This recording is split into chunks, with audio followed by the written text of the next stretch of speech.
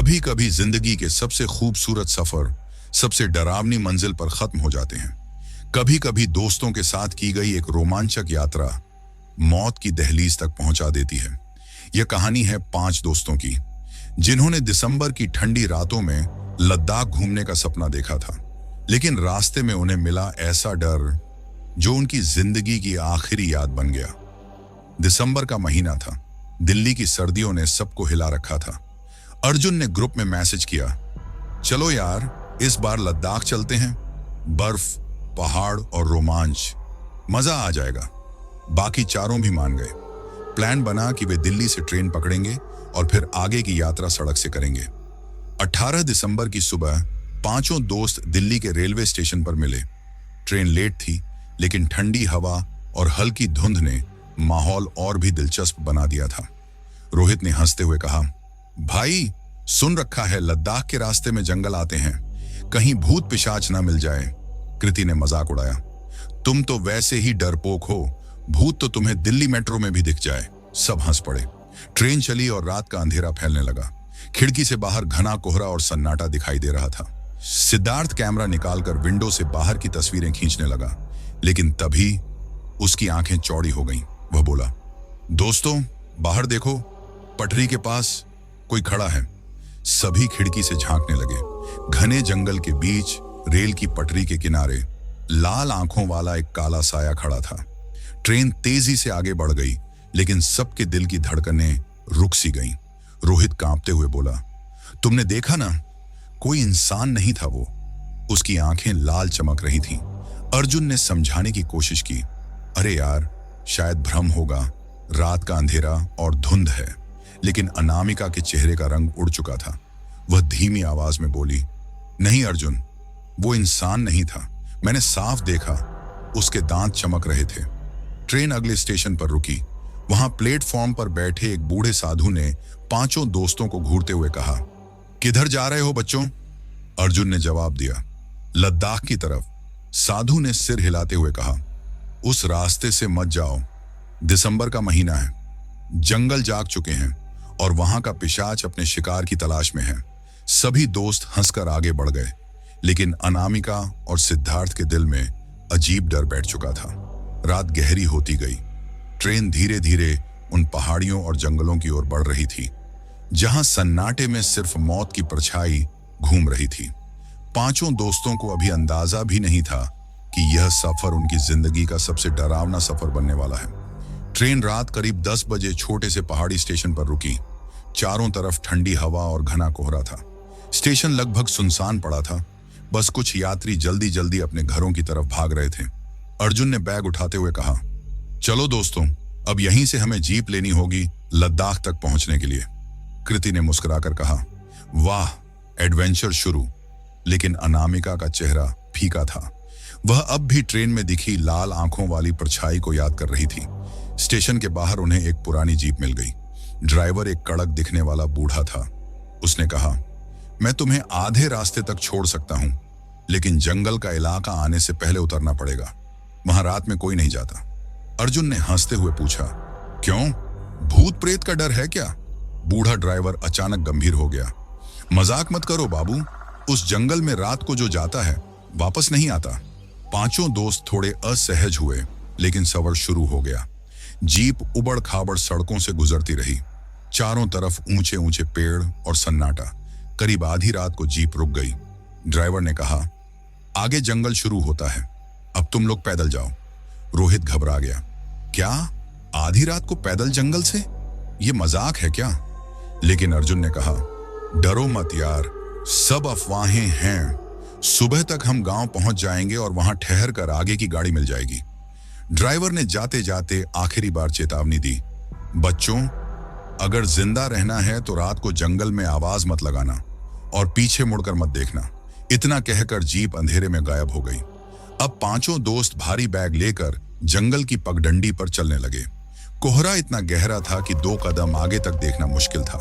पेड़ों से गिरते पत्तों की खड़खड़ाहट और कहीं दूर से आती भेड़िए की हुंकार माहौल को और डरावना बना रही थी।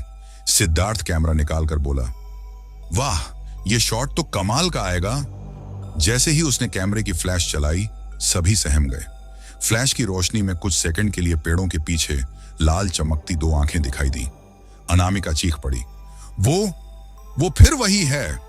अर्जुन ने गुस्से में कहा, चुप रहो, डर फैलाने की जरूरत नहीं, शायद जानवर होगा। लेकिन रोहित के पैरों में जैसे जान ही नहीं थी। उसने कांपती आवाज में कहा, नहीं भाई, जानवर की आंखें ऐसी नहीं चमकती। वे सब तेज तेज कदम बढ़ाने लगे, लेकिन तभी हवा में धीमी सी फुसफुसाहट गूंजने लगी। तुम्हें नहीं आना चाहिए था, अब तुम सब मरोगे। पांचों दोस्त ठिठक गए। ये आवाज इतनी ठंडी और खौफनाक थी कि मानो किसी ने उनकी रूह तक जमा दी हो। कृति ने कांपते हुए कहा, किसी ने बोला, तुम सबने सुना ना? अर्जुन ने हिम्मत दिखाने की कोशिश की, ये हमारा वहम है, चलो यहां से। लेकिन तभी पेड़ों के बीच से एक लंबी काली परछाई निकलकर सामने आ गई। उसका शरीर जले हुए लकड़ी जैसा काला था, नसों में से लाल रोशनी रिस रही थी और उसकी आंखें आग की तरह चमक रही थीं। वह धीरे धीरे उनकी तरफ बढ़ रहा था। उसके मुंह से खून की बदबू आ रही थी और दांत चांदनी में चमक रहे थे। रोहित चीख पड़ा, भगो, ये पिशाच है। पांचों बैग छोड़कर पागलों की तरह भागने लगे। जंगल में सूखे पत्ते उनकी दौड़ से चरमराने लगे, लेकिन पीछे से आती गुर्राहट और पांव घसीटने की आवाज और तेज होती जा रही थी। सिद्धार्थ ने हांफते हुए कैमरा पीछे घुमाकर क्लिक किया। फ्लैश चमका और फोटो में साफ दिखा, पिशाच उनकी ओर दौड़ता हुआ आ रहा था। सभी दोस्त पगडंडी पर दौड़ रहे थे, लेकिन उन्हें नहीं पता था कि यह जंगल उनकी आखिरी मंजिल साबित होने वाला है। जंगल की ठंडी हवा और चारों तरफ कोहरे की सफेद चादर। पांचों दोस्त पगडंडी पर जान बचाकर भाग रहे थे। पीछे से आती गुर्राहट और पांव घसीटने की आवाज उनके दिल को चीर रही थी।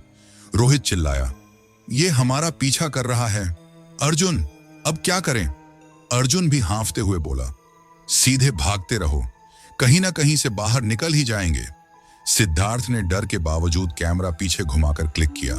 फ्लैश चमका, फोटो में साफ दिखा, पिशाच चारों हाथ पैरों से जमीन पर रेंगता हुआ उनकी तरफ आ रहा था। उसके पंजे मिट्टी में गहरे गड्ढे छोड़ रहे थे। सिद्धार्थ कांप गया, भगवान, ये तो इंसान ही नहीं है। भागते भागते अचानक पगडंडी दो हिस्सों में बंट गई। अंधेरे और घबराहट में दोस्तों के कदम बिखर गए। अर्जुन, कृति और अनामिका दाईं ओर भागे, सिद्धार्थ और रोहित बाईं ओर। रोहित घबराकर चिल्लाया, रुको, साथ में रहो। लेकिन देर हो चुकी थी। सिद्धार्थ और रोहित जैसे ही रुके, पीछे से भारी गुर्राहट गूंजी। उन्होंने मुड़कर देखा, पिशाच ठीक उनके सामने था। उसका मुंह चौड़ा होकर फाड़ा जा चुका था। लंबे नुकीले दांत चमक रहे थे। उसकी सांस से सड़ी लाश जैसी बदबू आ रही थी। रोहित डर के मारे वहीं गिर पड़ा और बुदबुदाने लगा, मां बचाओ। पिशाच एक ही छलांग में उस पर झपटा। उसके पंजे रोहित के सीने को चीर गए। रोहित की चीख पूरे जंगल में गूंज गई। आहा! सिद्धार्थ ने भय से देखा, पिशाच ने उसके गले में दांत गड़ा दिए। कुछ ही सेकंड में उसका शरीर ढीला पड़ गया। रोहित की आंखें खुली रह गईं, लेकिन उनमें अब जान नहीं थी। सिद्धार्थ यह सब देखकर जड़ हो गया। उसके हाथ से कैमरा गिर पड़ा। पिशाच ने ऊपर देखा और उसकी लाल आंखें सीधे सिद्धार्थ से टकराईं। वह गुर्राया, अब तेरी बारी है। सिद्धार्थ चीखता हुआ भागा। उसके पैरों में जैसे जमीन ही नहीं थी। पेड़ों की शाखाएं चेहरे पर लग रही थीं, लेकिन उसे बस जान बचानी थी। उधर अर्जुन, कृति और अनामिका काफी दूर निकल चुके थे। वे हांफते हुए रुके तो देखा कि सिद्धार्थ और रोहित उनके साथ नहीं थे। कृति ने घबराकर कहा, हम अलग हो गए, अब क्या करें? अर्जुन ने कहा, रुको यहीं, मैं पीछे जाकर देखता हूं। लेकिन तभी जंगल में एक दर्दनाक चीख गूंजी। वह आवाज रोहित की थी और अब बिल्कुल खामोशी छा गई थी। अनामिका की आंखों में आंसू आ गए। वह फुसफुसाई, नहीं, यह सच नहीं हो सकता। अर्जुन, कृति और अनामिका कांपते हुए खड़े थे। उन्हें अब समझ आ चुका था कि यह कोई वहम नहीं है। जंगल में सचमुच पिशाच है और उनके दोस्तों की जान जा चुकी है। लेकिन असली डर अभी बाकी था, क्योंकि पिशाच को उसका पहला शिकार मिल चुका था और अब उसकी भूख और भी बढ़ गई थी। रोहित की मौत अपनी आंखों से देखने के बाद सिद्धार्थ का दिमाग सुन्न हो गया था। वह पागलों की तरह जंगल में दौड़ रहा था। पेड़ों की टहनियां उसके चेहरे और हाथों को काट रही थीं, लेकिन उसे दर्द का एहसास तक नहीं हो रहा था। पीछे से आती गुर्राहट उसके कानों में गूंज रही थी। कभी लगता पिशाच एकदम पास है, कभी लगता दूर से देख रहा है। सिद्धार्थ अचानक एक पत्थर से ठोकर खाकर गिर पड़ा। उसका घुटना छिल गया और खून बहने लगा। जैसे ही उसने उठने की कोशिश की, अंधेरे में से वही लाल आंखें चमकी। पिशाच पेड़ों के बीच खड़ा था, उसे घूर रहा था। उसके होंठों से खून टपक रहा था, शायद रोहित का। सिद्धार्थ डर के मारे रेंगते हुए पीछे हटने लगा। उसने जमीन पर पड़ा कैमरा उठाकर पिशाच की तरफ फेंक दिया। कैमरा पिशाच से टकराया और फौरन टूट गया। पिशाच गुर्राया, भाग, जितना भाग सकता है। दूसरी तरफ अर्जुन, कृति और अनामिका अंधेरे में खड़े थे। कृति रो रही थी, हमने रोहित को खो दिया, अब क्या होगा? अर्जुन ने दांत भींचते हुए कहा, हिम्मत रखो, हम सब एक साथ रहेंगे तो बच सकते हैं। लेकिन तभी हवा में फिर वही फुसफुसाहट गूंजी।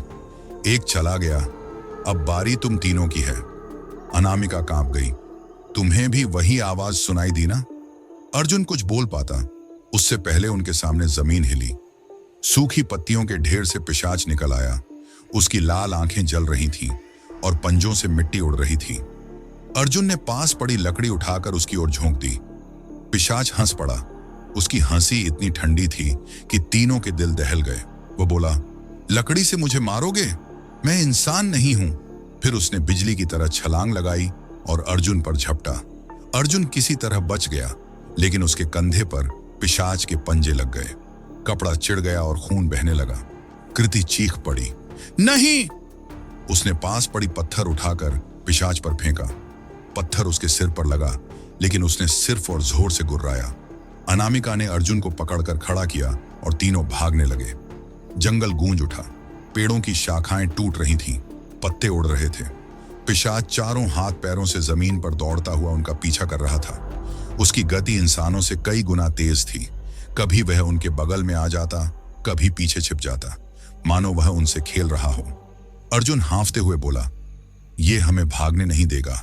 यह चाहता है कि हम थक जाएं और फिर हमला करें। काफी देर भागने के बाद उन्हें दूर एक टूटी फूटी झोपड़ी दिखाई दी। अर्जुन चिल्लाया, उधर चलो। तीनों दौड़ते हुए झोपड़ी में घुस गए और अंदर से दरवाजा बंद कर दिया। अंधेरे में मिट्टी और धूल से भरी वह झोपड़ी उनकी आखिरी उम्मीद थी। बाहर से अचानक खरोंचने की आवाज आने लगी।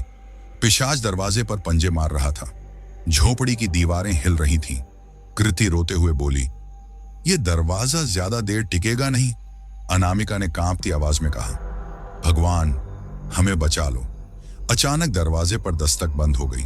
पूरा जंगल एकदम शांत हो गया। तीनों सांस रोके सुनने लगे और तभी झोपड़ी के अंदर से ही वही ठंडी फुसफुसाहट गूंजी, तुम सोचते हो मैं बाहर हूं, लेकिन मैं यहीं हूं। झोपड़ी के अंदर सन्नाटा था। कृति, अर्जुन और अनामिका एक कोने में दुबके बैठे थे। बाहर की आवाजें अचानक बंद हो गई थीं, लेकिन अंदर का माहौल और भी भयावह था। अर्जुन धीरे से बोला, ये आवाज अंदर से आई थी। अनामिका कांपते हुए बोली, लेकिन अंदर तो कोई नहीं है। तभी छत से मिट्टी टपकने लगी। कृति ने सिर उठाकर देखा। टूटी छत की दरारों से दो लाल आंखें झांक रही थीं। वह चीख पड़ी, वो ऊपर है! पलक झपकते ही पिशाच छत फाड़कर नीचे कूद पड़ा। झोपड़ी हिल गई, मिट्टी और लकड़ी के टुकड़े उड़ गए। पिशाच की गुर्राहट से दीवारें कांप रही थीं। उसकी सांसों से बदबू और सड़ाहट फैल रही थी। अर्जुन ने फौरन पास पड़ी लकड़ी उठाई और उसे आग लगाने की कोशिश की। झोपड़ी के कोने में सूखी लकड़ियां और एक पुराना दिया पड़ा था। जैसे ही उसने माचिस जलाई, पिशाच गुस्से में चिल्लाया, आग मत जलाना। उसकी आवाज में ऐसा कंपन था कि तीनों के कान सुन्न हो गए। अर्जुन ने कांपते हाथों से लकड़ी जलाई और पिशाच की ओर घुमाई। आग देखते ही पिशाच पीछे हट गया। उसका चेहरा डर और गुस्से से विकृत हो गया। कृति ने कहा, आग से ये डरता है। अनामिका चिल्लाई, जल्दी और लकड़ी जलाओ। उन्होंने दिए से बाकी लकड़ियां जला दी और 3 मशाल बना ली। पिशाच झल्लाकर झोपड़ी से बाहर कूद गया, लेकिन जाते जाते उसकी गुर्राहट गूंज उठी, आग बचा लेगी तुम्हें अभी, लेकिन ज्यादा देर तक नहीं। तीनों ने राहत की सांस ली, लेकिन झोपड़ी का कोना अचानक उनकी नजर में आया। वहां दीवार पर अजीब निशान बने हुए थे, त्रिकोण, गोल घेरा और बीच में इंसानी आकृति। अनामिका ने कांपते स्वर में कहा, ये तंत्र मंत्र जैसा लग रहा है। कृति ने झोपड़ी में चारों तरफ देखा। जगह जगह पुराने खून के दाग थे, जमीन पर टूटी हड्डियां और किसी जानवर की खाल पड़ी थी। अर्जुन ने धीरे से कहा, यह कोई साधारण झोपड़ी नहीं है। शायद इसी जंगल में किसी ने पिशाच को बुलाने या बांधने की कोशिश की थी। अचानक बाहर से फिर से आवाज आई। पेड़ों के बीच पत्तियां हिल रही थीं। कोई भारी भरकम चीज झाड़ियों को तोड़ती हुई झोपड़ी के चारों ओर घूम रही थी। कृति का दिल जोर से धड़कने लगा। ये वापस आ गया। अर्जुन ने मशाल मजबूती से पकड़ते हुए कहा, अब हमें यहां से निकलना होगा। यह झोपड़ी सुरक्षित नहीं है।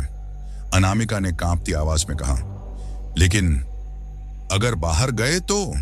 अर्जुन ने उसकी आंखों में देखा। अगर रुके तो मरना पक्का है। तीनों ने धीरे धीरे दरवाजा खोला। अंधेरा और ठंडी हवा झोपड़ी के अंदर घुस आई। वे बाहर कदम रखने ही वाले थे कि अचानक पेड़ की ऊंचाई से वही लाल आंखें चमक उठी। पिशाच ऊपर से उन्हें घूर रहा था। उसकी आवाज हवा में गूंजी, तुम चाहे जहां जाओ, मैं तुम्हारे साथ रहूंगा। अर्जुन, कृति और अनामिका झोपड़ी से बाहर निकले। चारों ओर घुप अंधेरा था और ठंडी हवाएं उनकी हड्डियों तक चीर रही थीं। हाथ में जलती मशाल ही उनकी एकमात्र उम्मीद थी। पेड़ों की टहनियां सरसराती थीं, मानो कोई उनके कानों में फुसफुसा रहा हो। कभी बाइयों से, कभी दाइयों से अजीब आवाजें आ रही थीं। अनामिका ने कांपती आवाज में कहा, यह जंगल इतना भयानक क्यों लग रहा है? अर्जुन धीरे से बोला, क्योंकि यहां कुछ छिपा है जो हमें दिख नहीं रहा। रास्ते में अचानक उन्हें जमीन पर कुछ चमकता हुआ दिखा। कृति झुककर देखने लगी। वहां सफेद रंग से खींचे गए घेरे और मंत्रों के निशान बने हुए थे। अनामिका ने डरते हुए कहा, ये वही चिन्ह हैं जो झोपड़ी की दीवार पर थे। अर्जुन ने मशाल पास ले जाकर देखा। हाँ, और इन्हें हाल ही में बनाया गया है। मतलब कोई और भी इस जंगल में मौजूद था। अचानक हवा में धीमी धीमी घंटियों की आवाज गूंजने लगी, जैसे कोई मंदिर में पूजा कर रहा हो। लेकिन इतनी गहरी रात और इस सुनसान जंगल में मंदिर कैसे हो सकता है? कृति डरते डरते बोली, ये कहीं पूजा की जगह तो नहीं? अर्जुन ने मशाल ऊंची उठाई। दूर झाड़ियों के पार हल्की सी रोशनी झिलमिला रही थी। तीनों ने डरते डरते उस दिशा में चलना शुरू किया। थोड़ी दूर जाकर उन्हें पत्थरों से बना एक छोटा सा टूटा हुआ मंदिर दिखा। मंदिर की दीवारों पर भी वही अजीब निशान बने हुए थे।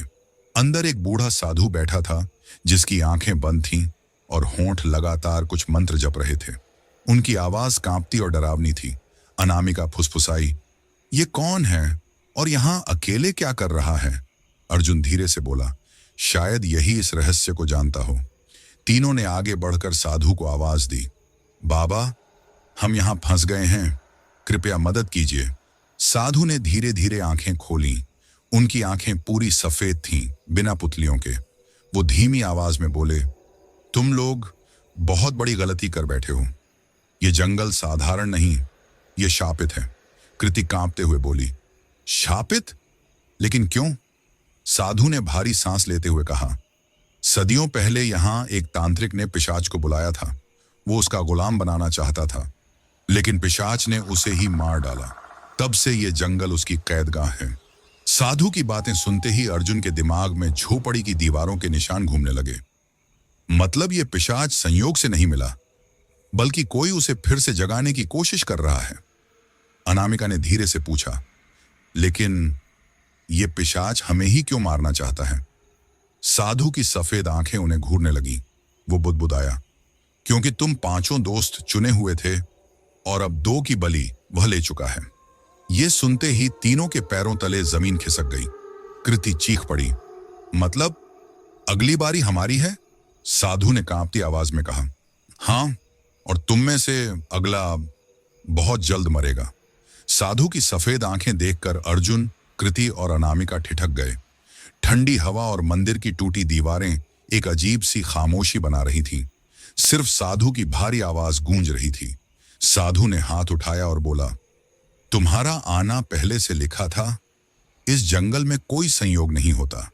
कृति कांपते हुए बोली, आप कहना क्या चाहते हैं? साधु ने आंखें मूंद लीं और धीमे स्वर में बोला, मैं पहले इसी गांव का पुरोहित था, लेकिन जब तांत्रिक ने पिशाच को बुलाया तब मैंने उसे रोकने की कोशिश की। मैं असफल रहा और पिशाच जाग गया। उस दिन से मैं इस मंदिर में तपस्या कर रहा हूं ताकि कोई बाहरी इंसान इस जंगल में आकर उसकी शिकार न बने। अनामिका ने घबराकर कहा, लेकिन हम यहां कैसे फंस गए? साधु ने धीरे से कहा, क्योंकि वो खुद तुम्हें यहां खींच लाया। अर्जुन हैरान रह गया, मतलब पिशाच हमें क्यों चुनेगा? साधु की सफेद आंखें चमक उठी। वो धीरे धीरे बोला, हर 100 साल में पिशाच को 5 बलि चाहिए।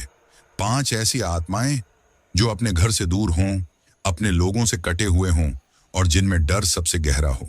तुम 5 दोस्त उसकी शिकार बनने के लिए ही चुने गए थे।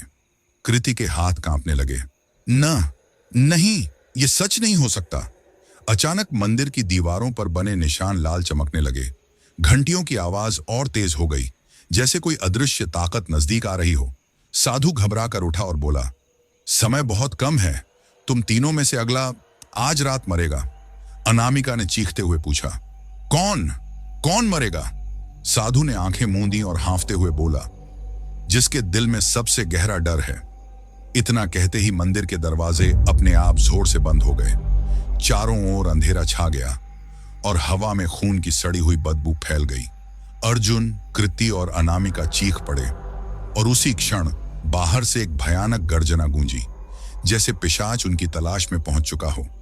मंदिर का दरवाजा जैसे ही बंद हुआ, पूरा हॉल अंधेरे में डूब गया। अर्जुन ने टॉर्च जलाने की कोशिश की, लेकिन रोशनी बार बार झपक कर बंद हो रही थी। साधु की आवाज अब खोखली लग रही थी, भागो, यहां ठहरना मौत है। कृति और अनामिका ने बिना कुछ सोचे मंदिर का दरवाजा धक्का देकर खोला और तीनों बाहर दौड़ पड़े। सर्द हवा और घना कोहरा हर ओर फैल चुका था। पेड़ों की परछाइयां मानो उनके साथ चल रही थीं। दूर से टहनियों के टूटने की आवाजें आने लगीं, जैसे कोई बहुत भारी चीज पेड़ों के बीच से गुजर रही हो। अर्जुन ने फुसफुसाकर कहा, यह वही है, पिशाच। कृति ने कांपते हुए अर्जुन का हाथ पकड़ा, हमें कहीं छुपना होगा। वे तीनों भागते भागते एक सूखे पेड़ की जड़ों के बीच छुप गए। सांसें तेज थीं, दिल की धड़कन इतनी तेज कि मानो पिशाच सुन लेगा। अचानक उनके सामने जमीन पर लंबी परछाई पड़ी। टॉर्च की रोशनी से दिखा एक भयानक कद काठी वाला पिशाच। उसकी लाल आंखें अंधेरे में चमक रही थीं, दांत बाहर निकले हुए और शरीर आधा इंसानी आधा जानवर सा। वो चारों ओर सूंघ रहा था, मानो अपने शिकार को खोज रहा हो। अनामिका कांपते हुए बोली, ये हमें ढूंढ लेगा। अर्जुन, कुछ करो। अर्जुन ने धीरे से कृति और अनामिका को पीछे किया और पेड़ की जड़ों से बाहर झांका, लेकिन तभी पिशाच ने अचानक उनकी तरफ झपट्टा मारा। तीनों चीखते हुए भागने लगे। पिशाच की रफ्तार इतनी तेज थी कि पलक झपकते ही उसने अनामिका के कंधे को अपने पंजों से पकड़ लिया। उसकी चीख जंगल में गूंज उठी। कृति और अर्जुन पीछे मुड़े तो देखा पिशाच ने अनामिका को जमीन पर पटक दिया और उसके गले में दांत गड़ा दिए। खून की धार बर्फीली मिट्टी पर बह निकली। अनामिका की आंखें धीरे धीरे सफेद हो गईं। उसकी चीख अचानक थम गई। अर्जुन और कृति स्तब्ध खड़े रह गए। उनकी टांगें जैसे हिल ही नहीं रही थीं। पिशाच ने खून से लथपथ चेहरा उठाया और दोनों की तरफ घूरते हुए गहरी गुर्राहट निकाली। उसकी आंखों में साफ लिखा था, अब अगली बारी तुम्हारी है। जंगल और भी सन्नाटे में डूब गया। पेड़ जैसे झुककर देख रहे हों कि अब अगला शिकार कौन बनेगा। अनामिका की लाश जमीन पर पड़ी थी और पिशाच उसका खून पी रहा था। अर्जुन ने कृति का हाथ पकड़ा और चिल्लाया, भागो, वरना हमारी भी यही हालत होगी। दोनों बेतहाशा जंगल की ओर दौड़ पड़े। पैर बर्फ में ढंस रहे थे, सांसें फट रही थीं, लेकिन रुकने का नाम नहीं। पीछे से पिशाच की गुर्राहट और भारी कदमों की आवाजें लगातार पास आती जा रही थीं। जंगल इतना घना था कि रास्ता पहचानना नामुमकिन।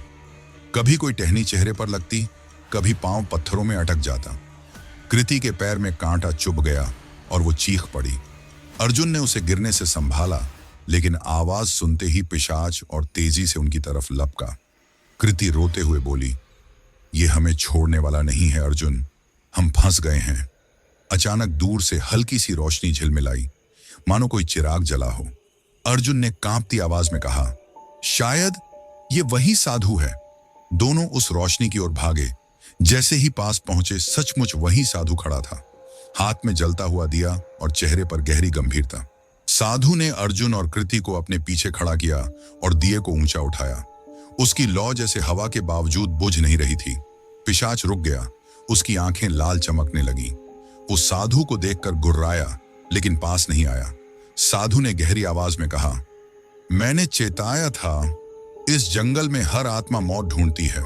तुम्हारे एक साथी की बलि ली जा चुकी है, अब यह तुम्हारा पीछा नहीं छोड़ेगा। कृति कांपते हुए बोली, तो हमें बचाइए बाबा, हम क्या करें? साधु की आंखें चमक उठीं। बचने का सिर्फ एक ही रास्ता है, बलि पूरी होनी चाहिए, नहीं तो पिशाच तुम सबको खत्म कर देगा। अर्जुन और कृति स्तब्ध रह गए। बलि? किसकी बलि? अर्जुन ने कांपते हुए पूछा। साधु धीरे से उनकी ओर झुका और बोला, जो सबसे कमजोर है उसे छोड़ना होगा। पिशाच बिना बलि लिए वापस नहीं जाएगा। कृति की आंखें डर से फैल गईं।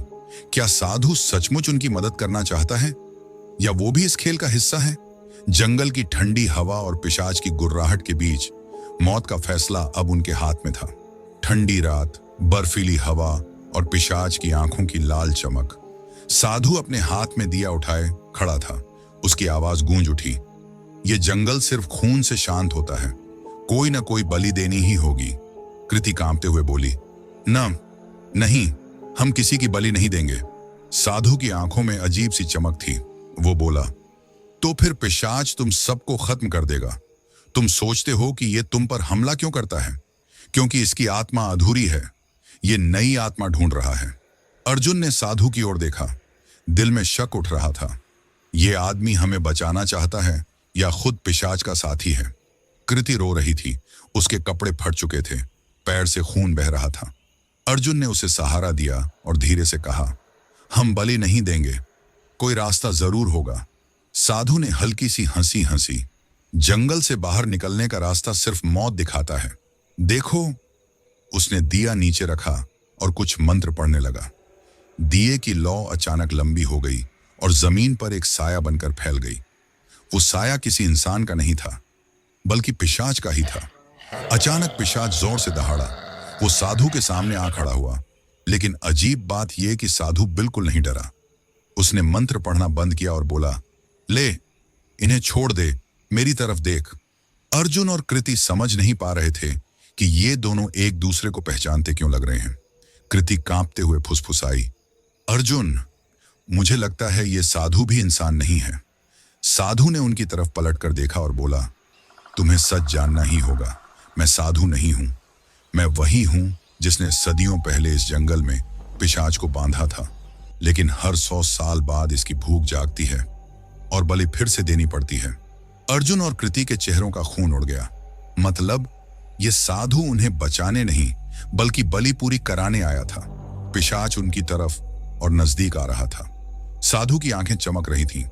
अब सवाल यह था, क्या अर्जुन और कृति सचमुच बलि देंगे या खुद ही बलि चढ़ जाएंगे? साधु की बातें सुनकर अर्जुन और कृति के पैरों तले जमीन खिसक गई।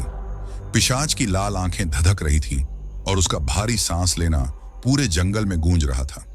अर्जुन ने कृति का हाथ कसकर पकड़ा और फुसफुसाया, भागना ही होगा अभी। दोनों ने अचानक एक दूसरे की तरफ देखा और बिना एक शब्द बोले भाग पड़े।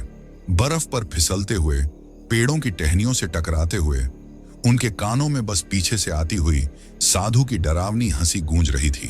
भागते भागते कृति गिर पड़ी। उसके पैर में चोट गहरी हो चुकी थी। अर्जुन ने उसे उठाया, लेकिन तभी चारों ओर से अजीब सी फुसफुसाहट सुनाई दी, रुको, बलि दो, वरना सब खत्म हो जाएगा। कृति रोते हुए बोली, अर्जुन, ये जंगल हमें बाहर नहीं जाने देगा। कहीं भी भागो, वापस यही लौट आते हैं। सच में उन्हें एहसास हुआ कि चाहे जिस दिशा में भागें, पेड़ों का सिलसिला वैसा ही दिख रहा था। जंगल जैसे उन्हें कैद कर चुका था। अचानक पिशाच ठीक उनके सामने आकर खड़ा हो गया। उसका शरीर आधा इंसान और आधा जानवर जैसा लग रहा था। लंबे नुकीले दांत, लहूलुहान पंजे और बदबूदार सांस। वो गुर्राया, मुझे बलि चाहिए अभी। अर्जुन ने कांपते हुए कहा, तुम हमें ही क्यों चाहते हो? इतने लोग आते जाते होंगे। पिशाच ने डरावनी हंसी हंसी। तुम सब चुने गए हो, तुम्हारे खून से ही मेरी शक्ति पूरी होगी। तभी साधु फिर वहां प्रकट हुआ। उसने जमीन पर राख से एक बड़ा गोल घेरा बना दिया और उसमें अजीब चिन्ह बनाने लगा। उसकी आवाज भारी हो गई। एक आत्मा दे दो, बाकी को मैं इस जंगल से बाहर ले जाऊंगा। कृति डर से रोने लगी। नहीं, मैं नहीं मरना चाहती। अर्जुन, मुझे बचाओ। अर्जुन की आंखें गुस्से से लाल हो गईं। उसने साधु की ओर देखा और चिल्लाया, तू हमें धोखा दे रहा है, तू पिशाच का साथी है। अर्जुन ने पास पड़ा एक पत्थर उठाया और साधु की ओर फेंका। साधु के माथे से खून बहने लगा, लेकिन उसकी मुस्कान और डरावनी हो गई। वो बोला, मूर्ख, तू सोचता है पत्थर से मुझे रोक लेगा? अब तू ही पहली बलि बनेगा। जैसे ही साधु ने मंत्र पढ़ना शुरू किया, पिशाच आगे बढ़ा और अर्जुन की गर्दन की ओर झपटा। कृति चीख पड़ी, अर्जुन! अब मौत बस एक कदम दूर थी। सवाल यह था, क्या अर्जुन सच में बलि बन जाएगा या वो आखिरी पल में कोई रास्ता निकाल लेगा? पिशाच ने अपने पंजे फैलाकर अर्जुन की ओर झपटा। उसके नुकीले दांत बिल्कुल अर्जुन की गर्दन तक पहुंच गए थे। कृति की चीख हवा में गूंज गई, लेकिन उसी पल अर्जुन ने जमीन से एक जलती हुई लकड़ी उठाई। आग की चमक पिशाच की आंखों में पड़ी और वो पीछे हट गया। पिशाच जोर से चिल्लाया, आग, हटा इसे! अर्जुन को समझ आ गया कि आग से पिशाच डरता है। उसने लकड़ी को और ऊंचा उठाया और बोला, अगर तूने हमें छुआ तो तेरी राख बना दूंगा। कृति कांपते हुए बोली, अर्जुन, आग ही इसकी कमजोरी है। हमें आग चाहिए, बहुत सारी आग। लेकिन जंगल में चारों तरफ बस बर्फ और अंधेरा था। आग जलाना आसान नहीं था। साधु यह सब देख रहा था। उसकी आंखों में क्रोध भर गया। वो चिल्लाया, मूर्खो, तुम समझते हो कि आग से बच जाओगे? आग इसे कमजोर कर सकती है, पर मार नहीं सकती। अर्जुन ने गुस्से से कहा, तो क्या तू चाहता है कि हम मर जाएं? साधु की हंसी गूंजी।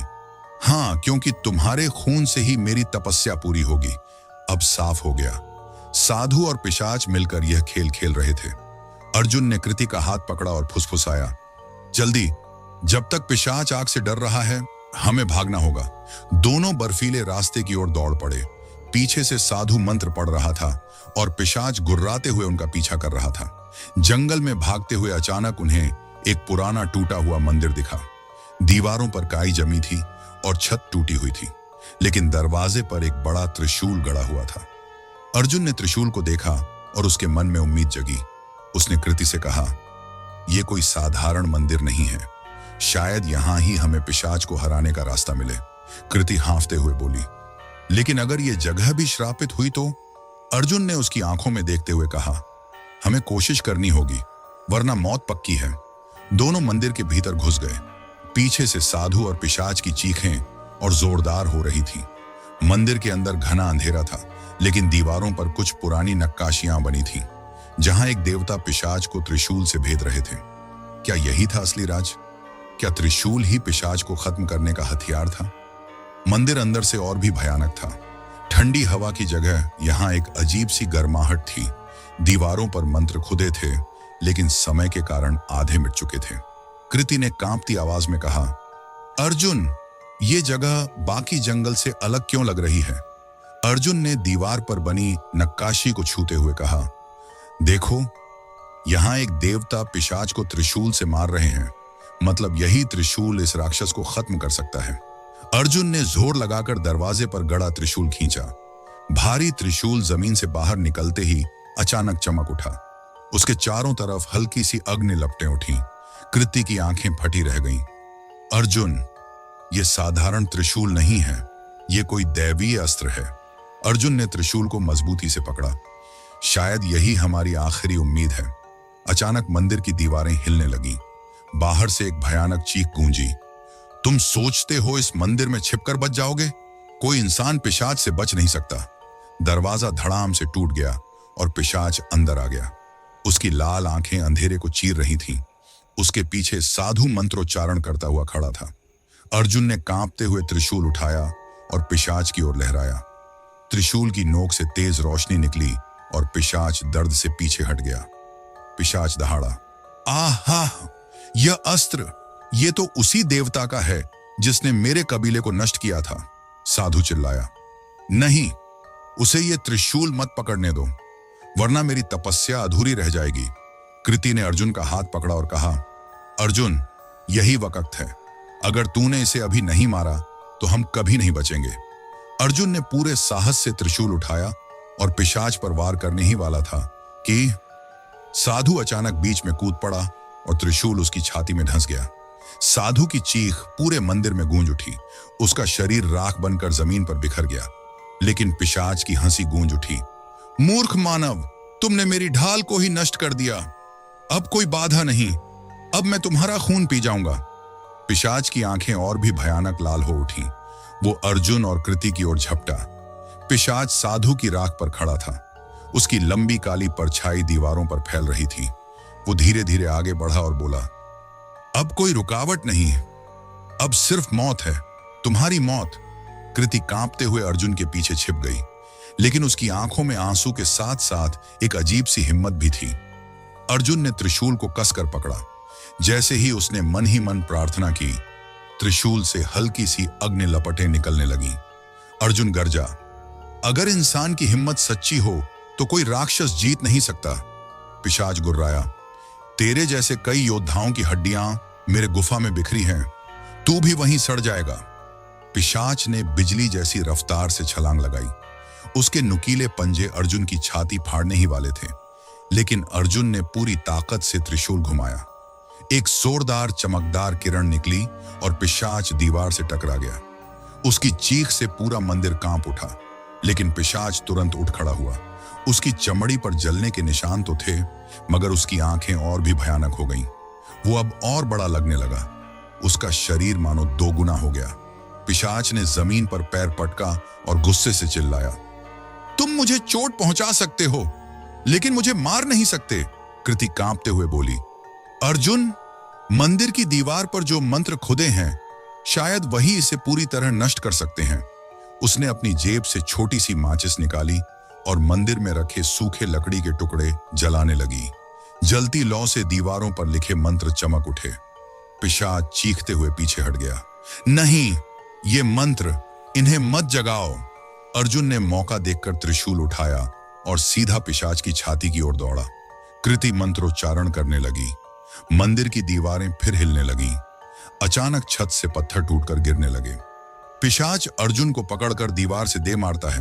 अर्जुन का सिर जोर से पत्थर से टकराता है और उसके मुंह से खून निकल आता है। कृति चीख उठती है, अर्जुन! पिशाच हंसते हुए आगे बढ़ता है। अब तेरी बारी है, लड़की। कृति कांप रही थी। अर्जुन जमीन पर गिरा पड़ा था। उसके माथे से खून बह रहा था। पिशाच उसके ऊपर झुककर हंस रहा था। एक और बलि और फिर मैं अमर हो जाऊंगा।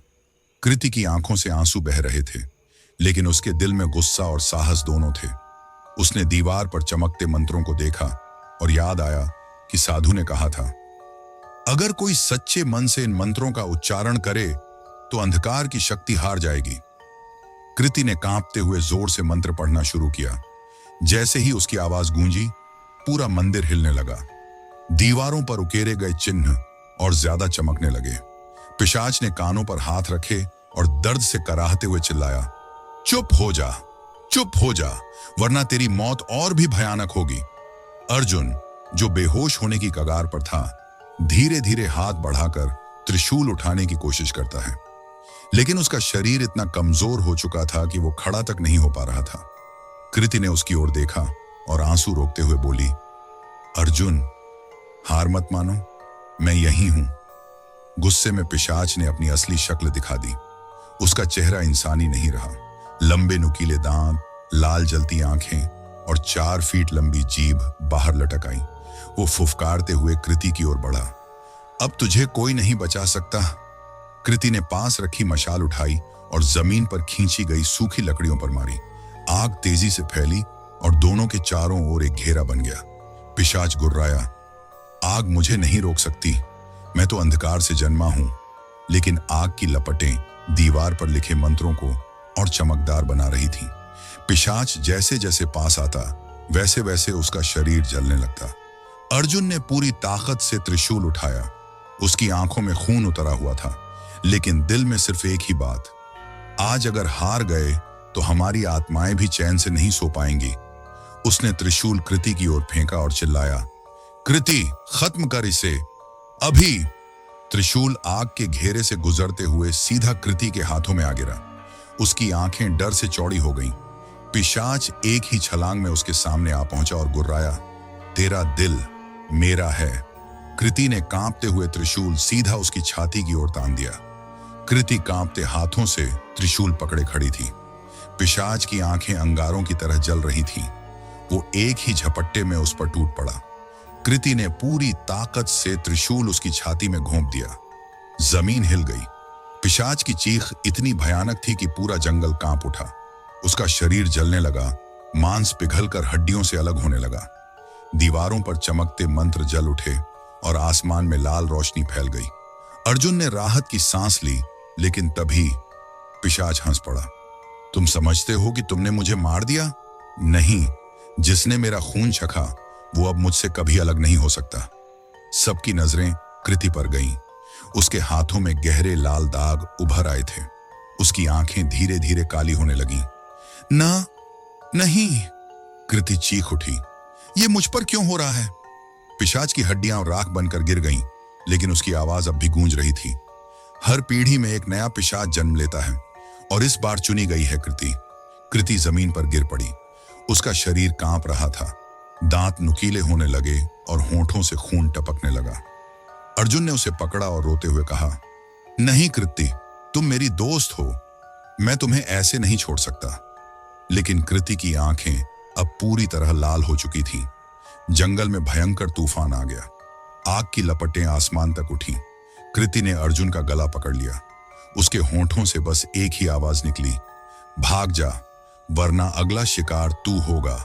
अर्जुन की आंखों में आंसू भर आए। वो जानता था कि अब उसकी दोस्त वापस नहीं आएगी। सुबह का उजाला हुआ। गांव वाले मंदिर के खंडहर तक पहुंचे तो वहां बस राख और टूटी हुई दीवारें मिली। पुलिस और गांव वालों ने खोजा, लेकिन 5 दोस्तों में से केवल अर्जुन ही जिंदा मिला। कुछ दिन बाद वो दिल्ली लौट आया। ट्रेन की खिड़की से बाहर देखते हुए उसने सोचा, क्या वाकई में बच गया, या उस रात का हिस्सा अब भी मेरे साथ है? अर्जुन रात को सो नहीं पाता था। हर बार जब आईने में देखता, उसे अपनी आंखों के पीछे लाल चमक दिखाई देती और कई बार उसे ऐसा लगता कि पीछे कोई खड़ा है। एक रात उसने सपना देखा। कृति मुस्कुराते हुए उसके पास आई। उसके दांत नुकीले थे और होंठों से खून टपक रहा था। वो बोली, अर्जुन, अगला नंबर तेरा है। अर्जुन चीखते हुए उठ गया, लेकिन उसके बगल में तकिए पर खून का दाग था। पिशाच मरा नहीं था। वो अब कृति के रूप में जिंदा है और अर्जुन, उसकी बारी भी जल्दी आने वाली है।